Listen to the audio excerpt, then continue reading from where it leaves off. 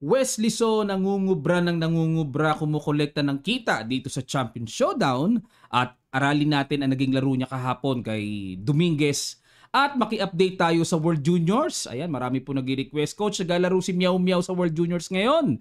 Maki-update tayo, samahan niyo po kung pag-aralan ang kanilang mga laban. Ito yung kaisa-isang laban nila Wesley at Dominguez na nagkapisakan. Yung dalawa kasi tabla na eh. Yan, game 1 pa to. Nag-E4 si Domeng at nag-E5 si Wesley, Knight F3, Knight C6, Bishop C4 at nag-Knight F6. Tawagin ko na lang pong Domeng ha kasi may tumawag niyan sa isa sa mga subscribers natin. Cute naman eh. Para in short lang, palayaw lang. Bishop C5, Gyoko Piano ang pinasok at nag-castling, A6 muna, C3, okay, napaka-natural niyan. Palagi nating nakikita mga kamatsas nag-D6 para bigyang buhay din ang development mamaya ng light square bishop. Nag-A4 para kung atakihin man ang bishop, may tataguan. Nag-H6 para walang knight G5, bishop G5, pamigil lang din. At nag-rook E1, nag-bishop A7. Nagtago kagad ang bishop ni Wesley para di na matimingan pa ng mga atake. Knight BD2, develop lang si Domeng, nag-castling. At nag-H3, ganun din naman. So, very natural po yung ganitong tema or sequence of moves ng Gyoko Piano. Nag-Queen E7. Yan, abang-abang lang. Kunachi. Ibig sabihin ng kunachi, kunat ha. May mga nagme-message, Coach, ano yung kunachi? Kunat. O, nag-B4, okay? Paramdam ng pressure para atakihin ang knight sa C6. At dito ay nag-Bishop E6. Ayan, pinapatan na ang bishop. Nag-rook B1 lang at nag-ready si Domeng na bumomba sa queen side at nag-queen D7. Ito siguro yung binabalak ni Wesley. Be-break sa gitna. At meron din bang mga ganon? Parang ang sarap matyagan or obserbahan. No?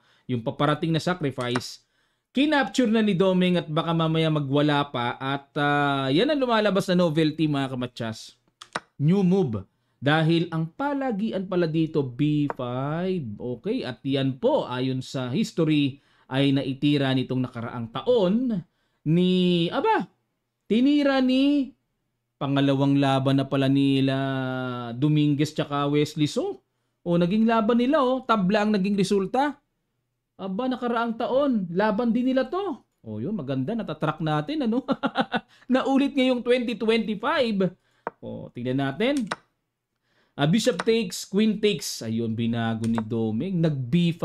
Medyo hawig pa rin naman, ano? Pero na-exchange lang yung bishop. Capture, knight E7. At nag-D4. At dito nag-knight G6. Ayan, normal yan na dinidevelop yung knight, nililipat sa kabila. So, normal pa yung mga bagay-bagay dito. At nag-queen C2. Okay, para kung kumapture man, abang si Domeng at magkakaroon siya ng magandang atake sa C-file at dito nag-rook E8. Ang kunat ng labanan ng Gyoko Piano. Kailangan matyaga ka dito. Rook E8. Abangers eh. Knight F1. Ayan, ililipat din po sa G3 at nag-bishop B6. Okay, itong simpleng islog na ito ay mayroong binabalak na rook A2. Ayan, para ililipat ang tore dyan later on. Battery. Nag-knight G3. Rumok A2 na. Ayan na. Bagong salita yun na. Rumok. Rumok A2. Nag-rook B2 sinangga. At nag-rook A1. Ayan. Nangungulit si Wesley. At rook B1 ulit. Bakit ka nandyan? Parang ganun. Alis dyan. Tabla. Ayun. This time si Wesley umayaw Queen C4. Okay. Inatake ang C3. At yung B5 medyo overextended po Queen B2, ayun na po. At medyo, ito na, sablay na ang ginawa ni Dominguez. Dapat daw po ang tira ay Bishop D2. Grabe, kakunat grabe. Talagang dito kailangan ng tiyaga talaga. Bishop D2 lang daw ang panimpla. Teka muna mga kamatya, siguro ito kinailangan yung D4, kaya napa-Queen B2 dito si Domeng para at the same time, depensado niya yung Pawn C3 hanggang tagos hanggang D4. 'Di ba? Sapat ang depensang hindi babagsak. Pero ngayon, paano kung nag-bishop pa D2? Paano mo capturein yung pawn sa D4? C takes D4. Maaring ito yung kinailangan eh. Bishop takes d4 na tipong babagsak. May rook c1, ayun. Pag nag-queen a4, okay, at capture, queen takes d4. O, pagpalagay natin rook takes, ay hindi, bitin nga yung bishop, hindi pwede. Bishop c3 at queen b6. Oh, lalamang pabigla ang puti. Oo nga, wasak yung king side, oh. Pangit. Queen d3, tapos ganun, ganun, ganun. Daming paparating. Okay, yun pala ang panimpla na maganda. Oh, pero wala eh, nag-queen b2 si Doming eh. Bishop a5, ayun, piniresure, tinirada yung pawn sa c3, pero ang mas maganda raw po mga kamatsas is d5. Yun ang mga binibiling tiro, d5. Oh. Pasabog na pala sa gitna. Naku, ang continuation dito ay knight d2 para paalisin ang reyna, pero magku-queen a4 lang. O, halimbawa, capturing ng d5, dito ka capture sa d4. Yun nga lang, dapat timplado o kaya alam na alam mo yung mga sequence na mangyayari. Okay? Balik tayo mga kamatsas, d5 na pala maganda doon. O, pero nag-bishop a5 si Wesley, nag-rook e3. Another brand X move. Mga kamatsas, dapat daw po ang tira ay bishop to d2. Ayan. O, baka naiilang kayo sa buko ha. Kumakurl yan eh. Oh. Kumakurve. Ganyan talaga yan pag umahaba na. Bumabaluktot. Okay, mailang. Meron kasi nag-message, Coach, nailang ako sa buhok mo. Oh. Ayan, balik tayo. Rook e3 at nag-knight f4. Okay, knight f4, papasok po sa d3. Okay, dodobolen, papabagsakin ng bishop. At nag-knight d2, pinaalis na ang reyna. Nag-queen a4. Ayan. So, hindi umatras si Wesley. Gusto niya may mga maintain na ganyan. Ayun, may sundot sa ilalim, oh. At hinarangan, queen b3, queen a1, talagang tuloy sa pamimresure. Oh, ganda style ni Wesley ngayon, namamagpag ah. Oh. Pero, ang tamang tira, capturing na pala. Yan ang accurate, sabay bishop b6 lang. Pero nagagandahan ako sa queen a1 ni Wesley kahit bad move ah. O, parang maporma, di ba? Nakaka-pressure. Napa-queen b1, oh, di ba? Bumibigay eh. Kumbaga parang di rin kayang tamaan dahil sa pressure na yan. Bad move, dapat daw queen c2. Okay, tapos mag-rook a8, ayan, etc., etc., no? O, pero balik tayo sa queen b1 na ginawa, bumagsak yung pawn c3. Yun lang. Takes, takes, takes, takes. O, maliwanag, isang pawn. Knight c4 at nag-bishop d4, atake sa tore, rook b3. Wala na, umuulan ng bad move si Doming. Dapat daw po ang tira ay rook a3. Ayan, hindi rook b3. Okay, so may tempo threat doon, knight e6, tapos magbi-b6. Yan, ang mga binibiling tira talaga, yung b6 na ganyan, no? Woo! Panira yan, panira ng pawn structure. Okay, balik tayo. Pero ang ginawa is rook b3 at nag-knight e6. Ayun, na brand X naman si Wesley. Ang accurate mo by d5. Yan na pala, oh. Laging madalas sa pagkakataon ang accurate yung mga mababangis, matatapang na tira. D5 talaga, oh. Kasi pag kinapture hindi pwede, may check, laglag yung bishop. Oo nga. Pag naman nakipagsabayan magiging strong pass po naman yung pawn c4. O pagka nag-rook b4, may knight takes e4 na. So takes timplado pa rin mga kamatsas. Lamang ang black. O balik tayo sa ginawang knight e6 atras. Bishop e3. Talagang grabe. Bad move shower. Sumashower ng bad moves. O dapat daw ang tira is b6. Sirain na. Punitin na ang pawn structure sa queen side. Kahapon pa yung b6 na yan. No? Pero nag-bishop e3. Knight c5. Atake sa tore. At nag-rook a3. Bishop takes. Knight takes. Nakukuha na naman buong buo. Knight f takes e4. Aba, 2 pawns up na. Klaro. Namamalengke ng pawns dito si Wesley. Rook a8 checking h7. Rook c8 kalikalikot. Knight e6. Ipinagkait ang isang pawn. Rook b8 at dito nag b6. Rook c8 at nag rook e5. Another harvest na naman. Yung pawn sa b5, hindi na kinaya ng mata, ng dibdib ni Doming. Suko na. 3 pawns up. Congratulations kay Wesley. Okay, mamaya po pakita ko sa inyo ang standing nila pagkatapos nating i-analyze ang matinding mga inihatid na laban ni Meow Meow sa ongoing World Juniors Long Game Face-to-Face Tournament. Pag-aralan po natin. Ang pinili kong laban niya ay kay Yana Zapova. Yan na may titulo ng lalaki. FIDE Master. Walang W po sa harapan ha. Iba yung WFM sa FM. Yan. At ito po ay kandidato na to become a woman grandmaster. Nakita ko sa kanyang FIDE profile na naka-apply na. So open pa yung status ng kanyang WGM. Samantalang si Meow Meow, IM ng lalaki ang kanyang titulo. Iba pa rin po yung WIM. Mas mataas ang IM title ng lalaki sa WGM ng babae. Yan po yung timbangan sa FIDE titles. Okay. At ang ginawa ni Meow Meow nag D4, Knight F6 si Zapova, Bishop F4, London. Ayan na po, no? D5, E3, nako, paborito ng Pinoy ito Loan dito, loan doon. Kaya London. Nag C5, aba, gumambit kagad si Zapova, pressure kagad sa D4, basag, kinapture ang C5 at nag E3, ayun, para tatagpasin yung pawn. Nag B4, aba, kakaiba no? Kakaiba ang approach na ginawa dito ni Meow Meow kasi nag C3 lang ang London sa kanya, kinapture niya. Kakaiba at sinuportahan pa. Talagang nagpapabasag. In-invite pa yung A5. Ano kaya bago dito? Nag C3, takes, B6. Yan talaga po, no? Pero this time, abo, pwede palang gawin yun. Natuto ko dun. Pwede pala yun. Kasi nakakatim gawin tong B6 Parang reverse queen's gambit accepted to O yun, no? Na matatagpas yung pawn sa B4. Reverse to, no? Yung ganito pong itsura sa black. Sa puti yan Queen's gambit accepted Pero hindi pala pwedeng i-apply ng black to. Basag. Dapat daw ang tira dito, ayon sa computer, ay Bishop D7 or Knight C6. Galing natuto ko doon. Pwede pala to. Galing balik tayo sa B6. Basag. At, ayun, nakita ni prepared dito si Meow Meow. May Bishop takes B8. Capture. And then Bishop B5 check. Kaibahan kasi na ilabas na yung Bishop. Okay. Nag-King E7. Ayun, tingnan nyo. Kita nyo kagad na medyo na-shake kagad dito. Nakalog kagad ang posisyon ng black. But King ang kailangang ihakbang. Kasi kung mag-Bishop D7, awarding na.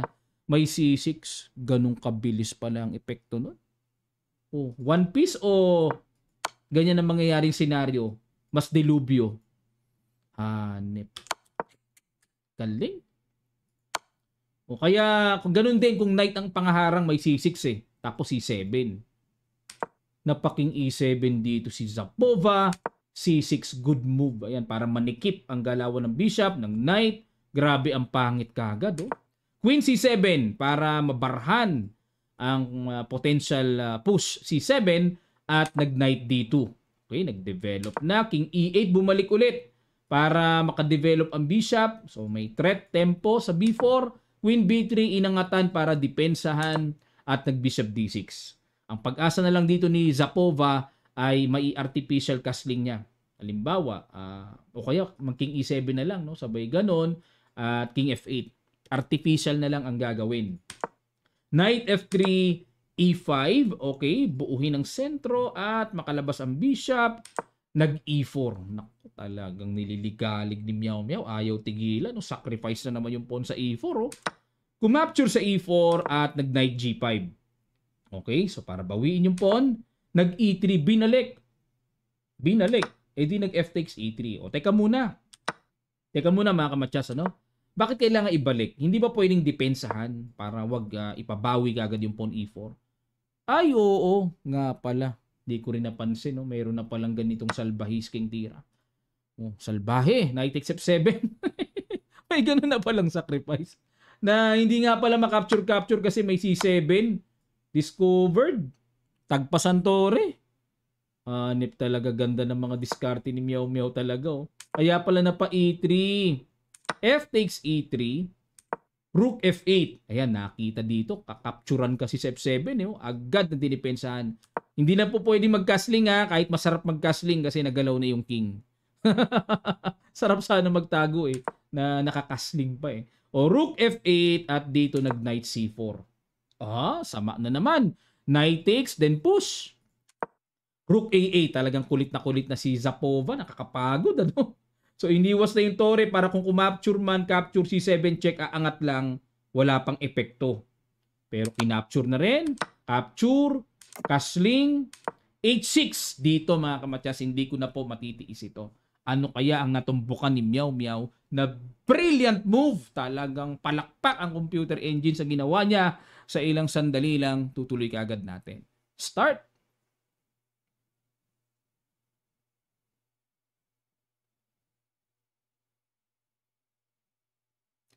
Maraming salamat po mga kamatyas. Palakpak ang computer dito. Congrats sa mga nakakita. Rook takes knight. Sabi ni Gatam, yung sumigaw siya, sacrifice the rook! Ayan, grabe. Kinapture ng pawn. Bakit po? Kasi kung kakapture ng Reyna, may knight h7, double.